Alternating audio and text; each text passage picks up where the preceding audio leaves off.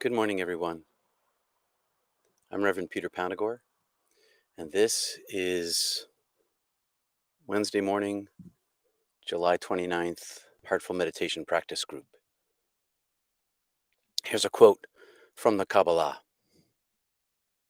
If you think of yourself as something, then God cannot clothe himself in you, for God is infinite.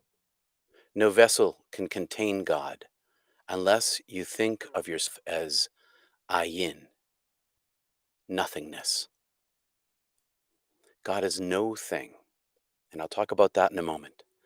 But first, the purpose of this group is to gather together and practice meditation as a group, because one of the crazy things about meditation is that when you practice it together in a group, it empowers all of us through the strength of each individual's meditation practice.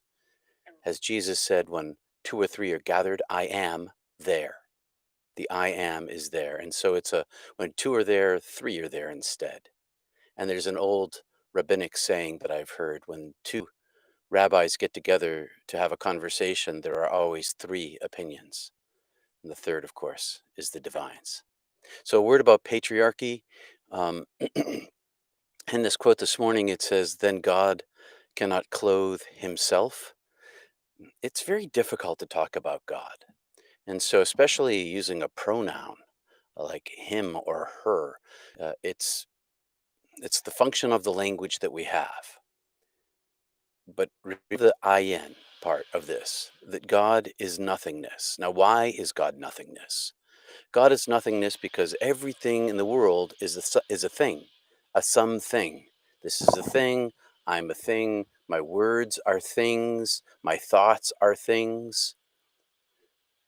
But God is above all things, makes all things. And if even our thoughts and words are things, then it becomes very difficult to talk about the divine, who is no thing, nothing, nothingness, with a capital N, not nothing with a little n. Only to designate it in the negative can we begin to talk about it. There was a writer named Pseudo-Dionysius. I think he was like 6th century. I have to double check the dates. But Pseudo-Dionysius developed this thing called negative theology. And he developed negative theology because if this is good, then how can God be good? If this is qualitatively a good thing, then how can God be also equal to this in goodness? It can't be. It with a capital I. It can't be the same. So he talks about God in the negative. God is no thing. And we can only, because God is no thing and infinite, as long as our minds are set on our being something, then there's no enough room in us for the no thing to be inside us. And that's the purpose of meditation, of prayerful meditation, is to become empty of self, of false self, to allow enough space inside ourselves for the infinite to dwell. So, enough about that stuff. Good morning, everyone. Let's see. Good morning, Logan, Russell, Charles, Sue. Is God in all things? Yes. There's this thing called Panentheism, with an E-N in the middle of that word. Not pantheism, but Panentheism. God existing inside of all things. All things exist because the presence of God is here in them. But it's a reduced presence. It's a reduced presence because perfection with a capital P can only exist in and of itself in, I'm sorry to say this, the nothingness. The nothingness with a capital N and the perfection are the same thing. And everything here, because of its limited finite nature, cannot contain the wholeness of the presence of the divine. And yet it exists inside of the divine. And yet the divine exists above, to give spatial language to it, above all. So yes, God is in all things. And there's some near-death experiencer, and I don't recall his name off the top of my head, who said something like, uh, the universe is secretly made of love. That's kind of the solution to it. Inside of all things, not the solution, but the truth of it. I'm going to say hi to folks over on YouTube. Hey, Rob, Vicky, and Sheila. So, I'm glad. Thank you, Sheila. She's grateful for the meditation this morning. I'm grateful that you're here. The more we practice together, the deeper that we go together. And hi, Helen. So I'm about to click the clock on 20 minutes. I've got my, what do I have here? I've got my clock. I'm going to push my chair back, take my glasses off.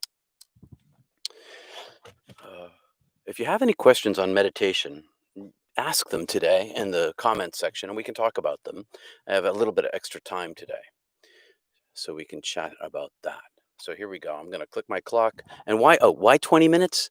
Because 20 minutes is an affordable time in our lives. We could spare 20 minutes. All right. So talk to you later. 20 minutes from now.